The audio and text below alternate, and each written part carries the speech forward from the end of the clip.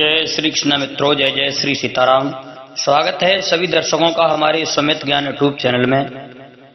सभी दर्शकों से हमारी तरफ से जय श्री कृष्ण, जय जय श्री सीताराम। दोस्तों, आज आप लोगों के समक्ष में मैं बताने के लिए जा रहा हूं कि भगवान का भक्त सबसे प्रिय कौन होता है, भगवान अपना सबसे प्रिय भक्त कैसे मानते हैं।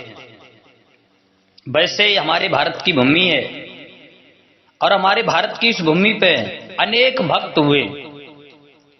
ध्रुव, प्रहलाद, मीरा, नरसी, कबीर, दादू, नानक, पलटू, रैदास, अनेक संत हुए। सुखदेव, व्यास, तुलसीदास, हनुमान जी, सुग्रीव जी, अंगद जी, विभीषण जी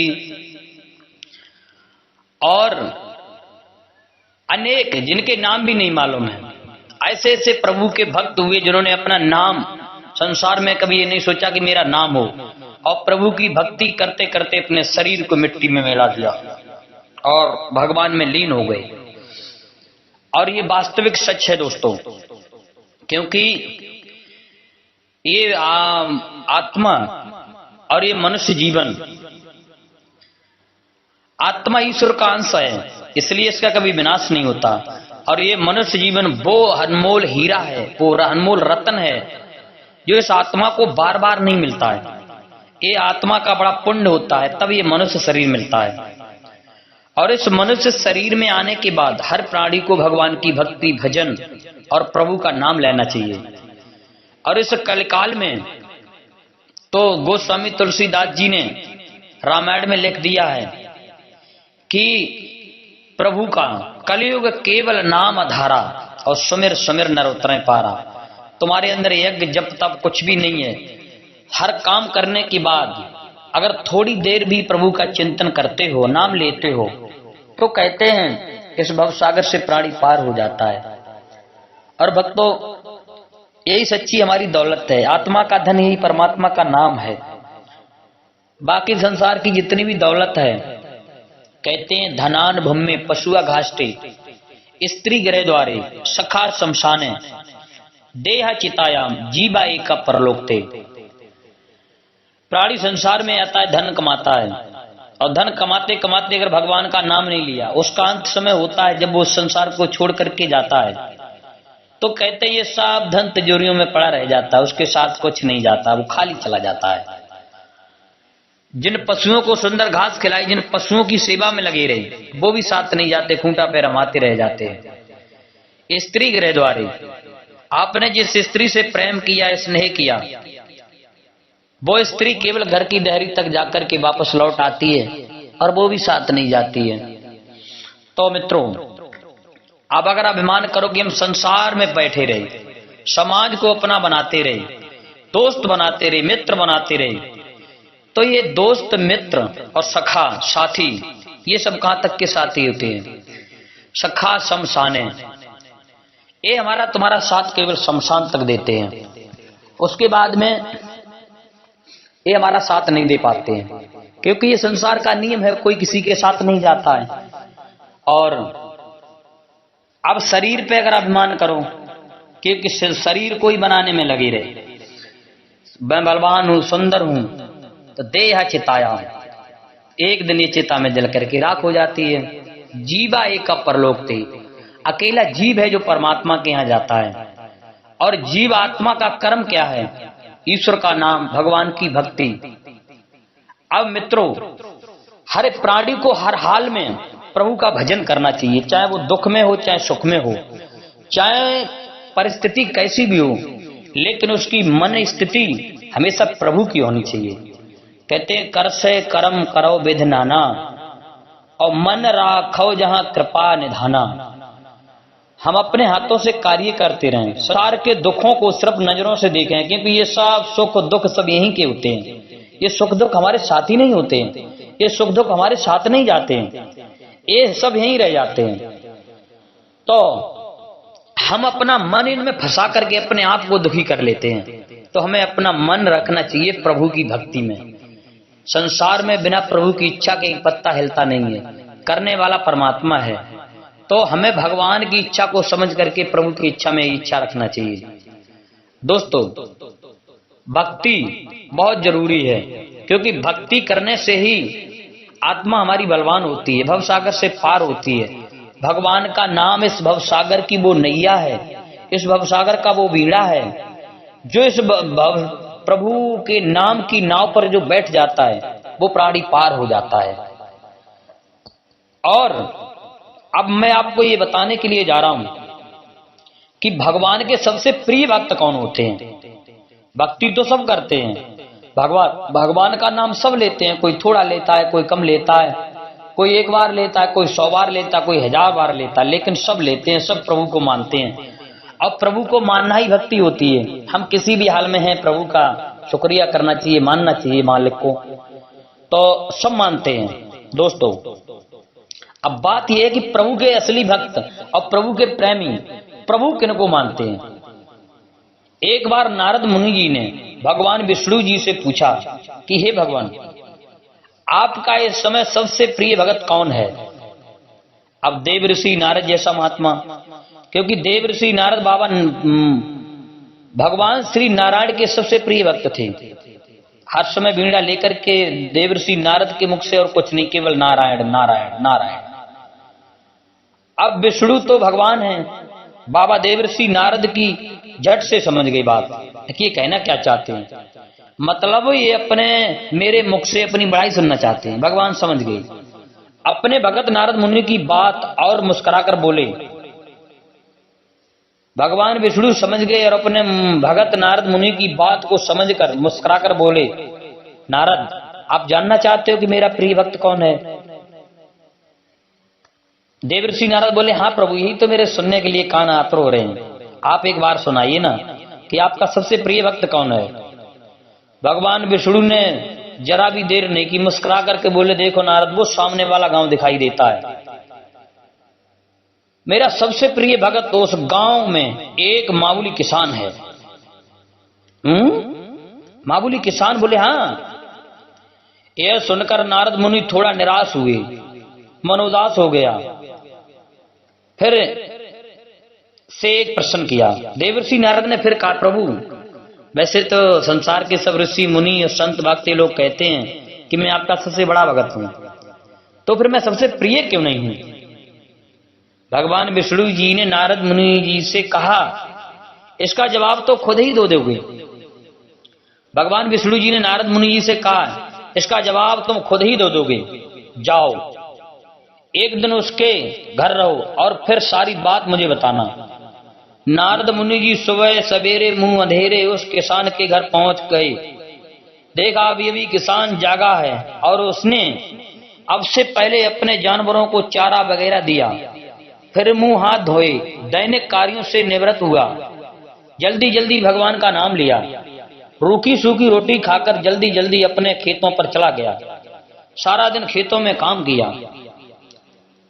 अरे शाम को वापस घर आया, जानवरों को अपनी अपनी जगह बांधा, उन्हें चारा पानी डाला, हाथ पांव धोए, कुल्ला किया, फिर थोड़ी देर भगवान का नाम लिया, फिर परिवार के संग बैठकर खाना खाया और कुछ बातें की और फिर सो गया। अब सारा दिन यह सब देखकर नारद मुनि जी भगवान विष्णु के पास वापस आए और बोले, भगवान, मैं आज सारा दिन उस किसान के संग रहा, लेकिन वो तो ढंग से आपका नाम भी नहीं ले सकता। उसने थोड़ी देर सुबह, थोड़ी देर शाम को, और वो भी जल्दी जल्दी आपका ध्यान किया। और तो मैं 24 घंटे सिर्फ आपका ही नाम जपता हूँ कि आप भी आपका सबसे प्रिय भगत वो गरीब किसान ही है। भगवान विष्णु जी ने नारद जी की बात सुनकर कहा, अब इसका जवाब भी तुम मुझे खुद ही देना। अरे भगवान विष्णु जी ने एक कलश अमृत से भरा, नारद मुनि को थमाया और बोले, इस कलश को लेकर तुम तीनों लोकों की परिक्रमा करके आओ।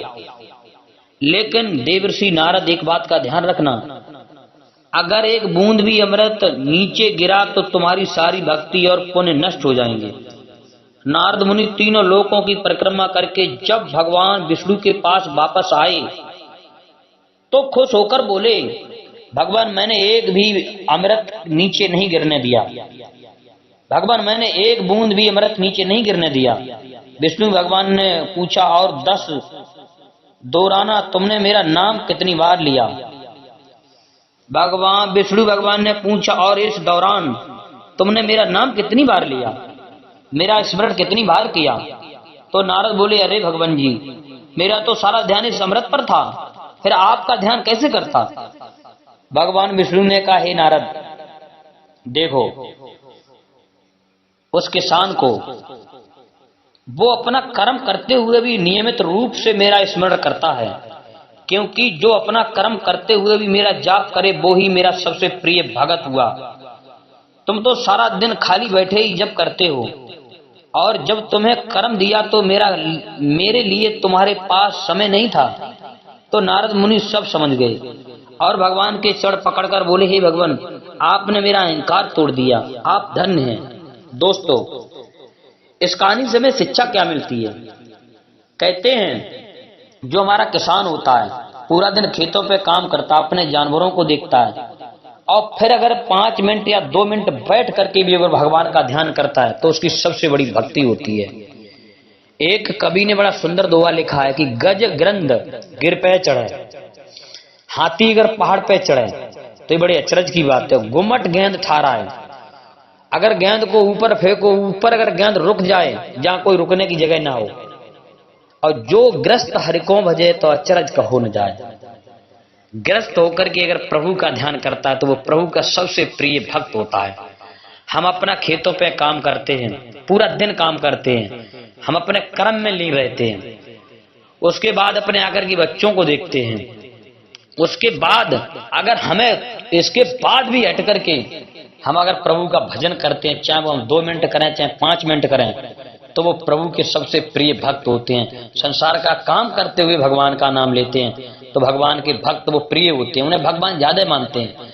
और जो भगवान के ही नाम पर घूमता है वो अगर सोता है, वो आराम करता है, अरे तू बैठ के खाता है, तुम्हारे लिए बैठ के भोजन मिलता है, और तुम भगवान के नाम के ही वो हो, आपने भगवान के नाम का ही बहाना ले लिया है, तो तुम्हारे लिए ज्यादा से ज्यादा भजन करना चाहिए। गृहस्थ अगर 5 मिनट भी भजन करता है और संत 5 घंटे भजन करता है तो उसका बराबर होता है, क्योंकि वो संसार के लिए भी करता है और प्रभु के लिए भी करता है। और संत संसार के लिए, संत अगर कुछ नहीं करते हैं, संतों का मतलब कर्म भी है, कहते हैं संतों का कर्म नहीं होता, संतों का कर्म है अपने ज्ञान द्वारा संसार की सेवा करें। गृहस्थों का धर्म है अपने कर्म द्वारा संसार की सेवा करें।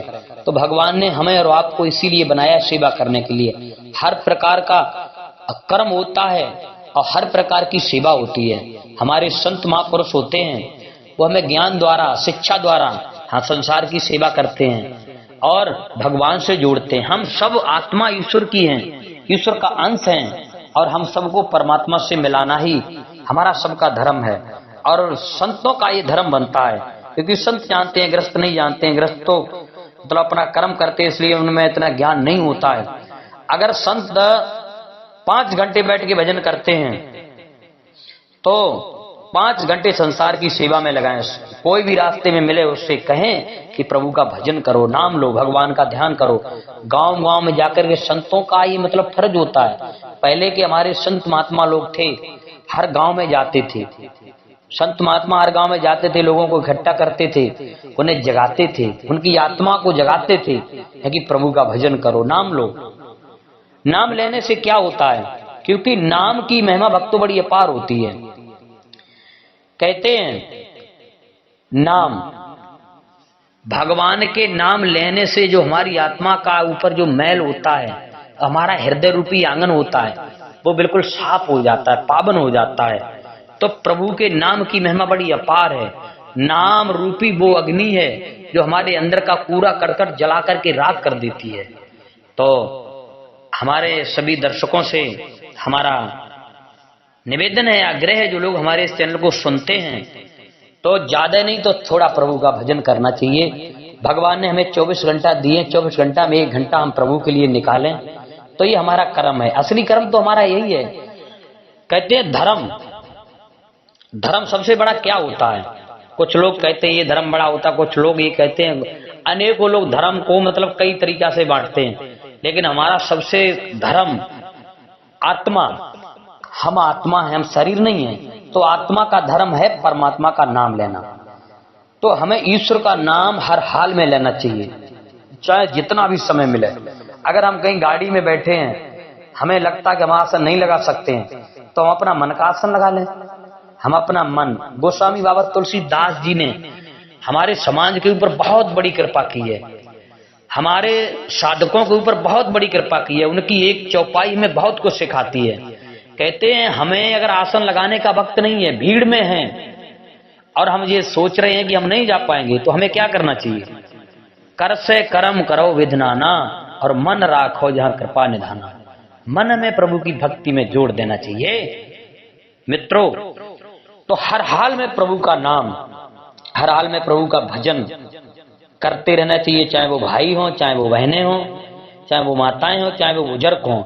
क्योंकि ये जब तक हमारी जीवात्मा इस मनुष्य शरीर में है, तब तक ये सब चीजें हमें मिल सकती हैं। और जीवात्मा शरीर से निकलने के बाद 84 लाख योनियों में डाल दी, तो ना ये चीजें हमें सुनने को मिलेंगी, ना ये चीजें हमें देखने को मिलेंगी, ना इन चीजों को हम समझ पाएंगे।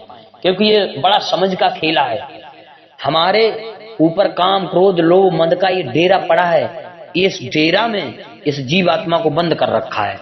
तो इसलिए हम लोगों को भगवान का नाम लेकर के ही पार जाना है। भगवान के नाम के बिना इस भव सागर से पार जाने का ना कोई रास्ता है, ना कोई ही मतलब ही नहीं बनता है। इसलिए भगवान के नाम रूपी नैया है। कहते जो राम नाम रूपी नैया पर बैठ गया, मीरा कहती थी पायो जी मैंने राम रतन धन पायो। तो इस राम नाम रूपी नैया पर जो प्राणी बैठ जाता है, वो इस भव सागर से पार हो जाता है। और जो संसार के मोह माया जाल में फंसा रहता है, वो यहीं का होके रह जाता है। जय श्री कृष्ण मित्रों, जय जय श्री सीताराम। हमारे चैनल को सब्सक्राइब करें, लाइक करें और भी ज्ञानवर्धक वीडियो इसी प्रकार सुनते रहें, पाते रहें। जय श्री कृष्ण।